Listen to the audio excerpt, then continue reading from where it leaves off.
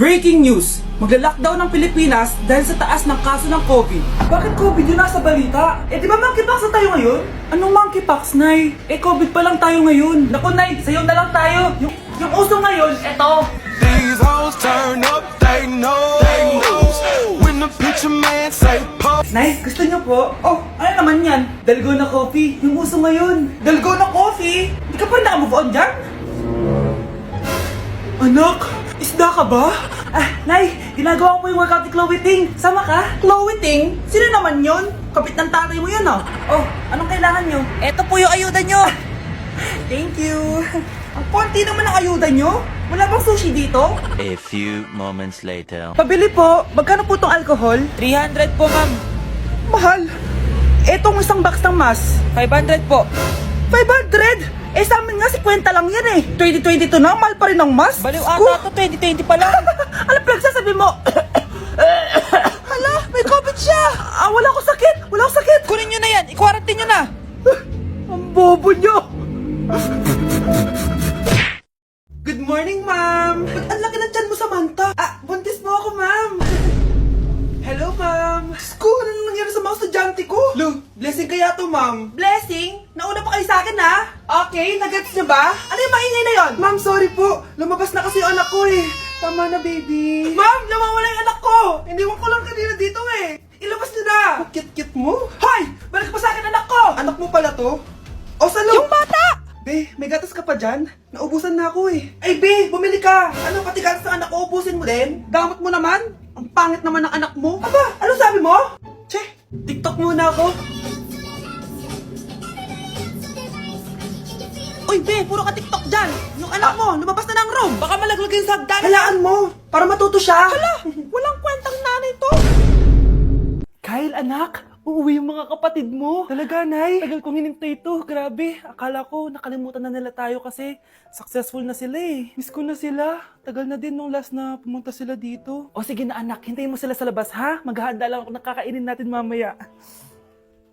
Uy, Kyle. Balita ko, uuwi yung mga kapatid mo ah. Opo, tita. Paano niyo po nalaman? Basta! Siguro proud yung nanay mo kasi successful yung mga anak niya, no? Oo naman, tita. Nagbunga lahat ng paghihirap ni nanay sa kanila. Deserve nyo yan. Malapit nyo nang malaman ng totoo lang sikretong hindi nabubunyag. Pasok na po ako, tita. Sige. Hello, Nay! Nandito na yung anak mong doktor, all the way from New York! Hi, Nay! Nandito na yung anak mong teacher, all the way from Central Elementary School! Hello, Nay! Nandito na yung anak mong engineer. Naiyak naman ako. Nakumpleto din kayo magkakapatid. Sana nakikita to ng tatay niyo. Masaya ako na nandito kayo, ate, kuya. Sana maging successful din ako na kagaya niyo. O siya na, kumain na kayo ha. Galing pa kayo sa malalayo eh. Wow naman, Mare. Bigatin na yung mga anak mo. Saya-saya. Oo naman, Mare. Ilang taon din akong kumayod para mapagtapos lang sila. Pero worth it naman, di ba? Teka, Mare, para mas masaya, may kailangan kang malaman. Oh, eto. Ha? Ano to, Mare?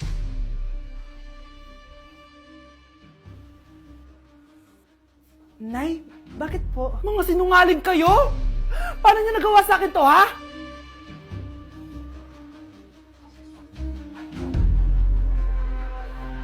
Wow! Gising na siya!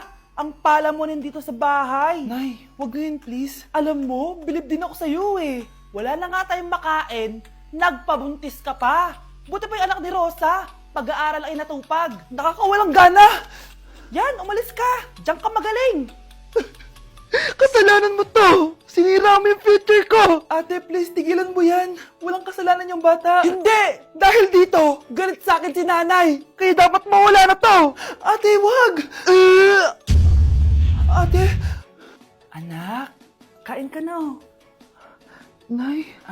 Sorry anak ha sa mga sinabi ko. Hayaan mo, babawi ako sa'yo ha. Thank you, Nay. Nay, sumasakit yan ko. Nay! Oo, yung pinag-usapan natin ha. Hihintayin ko lang mga anak tong babaeng to. Pag nabigay ko na yung bata, ibigay mo na agad yung pera sa akin ha. Palak ibenta ni nanay yung anak ko.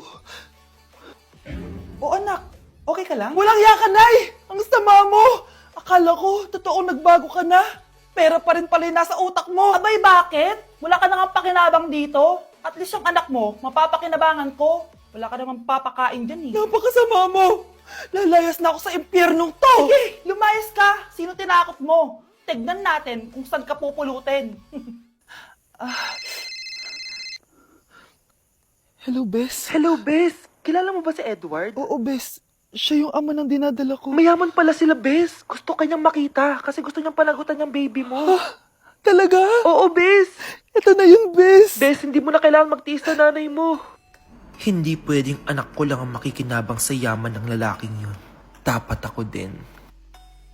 Anak, magpagaling ka lang ha. Nay, ayoko na dito sa ospital. Ang daming may sakit. Kailangan mo nang gumaling, Scarlett, para makapag-date na tayo ulit. Oo, babe. Magpapagaling ako. Hello. Kamusta na po siya? Doc, okay naman po siya. Pwede na po ba kami lumabas ng hospital? May bad news ako sa inyo. Nay, bad news daw. Hindi naging maganda yung mga resulta ni Scarlett. 3 araw na lang siyang mabubuhay. Hindi pwede. Ayoko. Ha? Mamamatay na ako. Huwag mo sabihin yun, Scarlett. Magpapakasal pa tayo, di ba? Magkakaanak pa tayo, di ba? Hindi ka mamamatay, anak. Gagawan ko ng paraan. Hindi pwede mamatay anak ko. Hindi pwede mamatay anak ko. Tita, una na po muna ako. Gabi na rin po eh. Sige po. Wala na akong choice. Kailangan kong gawin to. Para sa'yo, anak. O anak, kainin mo muna to para gumaling ka na. Sige po, Nay.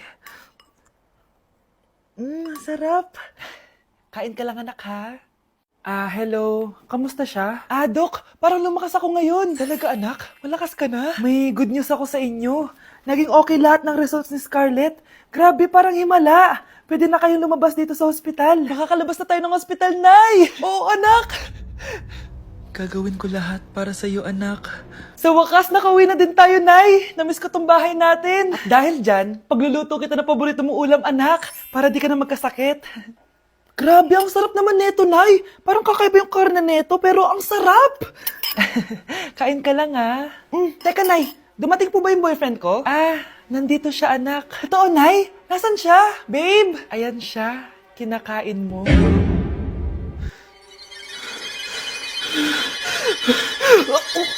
Anak, kain ka na, oh. Darating yung mga kaibigan ko, Wag na wag mo ako ipapahiya. Sige, anak. Andiyan na sila. Oo, tapos nagkita kami ng ex ko, di ba? Kayo pala yung mga kaibigan ni Scarlett. Gutom ba kayo? May pagkain dito, Ang pangit pa rin ng mama ni Scarlett, no? Isa lang yung mata. Uy, grabe ka naman. Naya na ba? Di ba sabi ko sa'yo, huwag mo kayo papahiya? Kainis. Umalis ka nga dito. Huwag kita makita. Sorry, anak. Tara na nga, labas na nga lang tayo. May panira dito, eh. Tara. Anak, sandali. Anak, Scarlett, graduation mo pala bukas? O tapos? Si nanay ba yung aakit sa stage? Ay, hindi! Si tita na lang isasama ko. Papahiya mo lang ako eh. Buti pa si tita, kompleto yung mata. O sige, proud ako sa'yo anak ha. Kainis, bakit kasi isa lang yung mata mo? Balang araw, anak. Malalaman mo rin kung bakit. Diyan ka na nga, marami pa akong gagawin. Ano bang ginagawa natin sa hospital, tita? Sumama ka na lang, Scarlett. May kailangan ka malaman. Scarlett? Ikaw yung anak ni Susan, right? Oo, Doc. Ako nga si Scarlett. Ba't kilala mo ko? Oh, yes! I remember! Ikaw yung batang na-aksidente dati, yung nabulag yung kaliwang mata. Buti na lang dinonate ng nanay mo yung kaliwang mata niya para sa'yo. Kaya pala isa lang yung mata ni nanay. Alam mo, sobrang mahal ka ng nanay mo. Huwag mo siyang papabayaan, ha?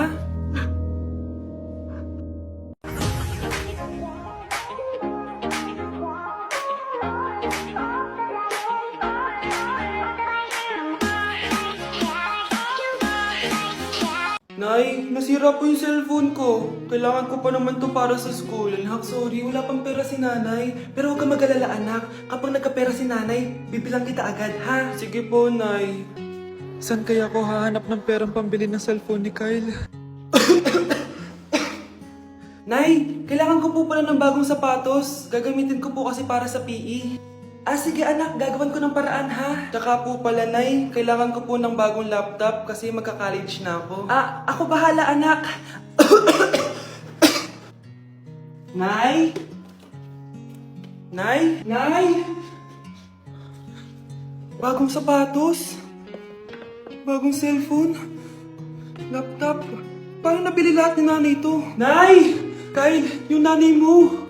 Nasaan po si nanay? Nasa hospital ngayon yung nanay mo, Kyle. Mas inuna niyang bilhin yung mga kailangan mo kaysa sa mga gamot niya. Nay!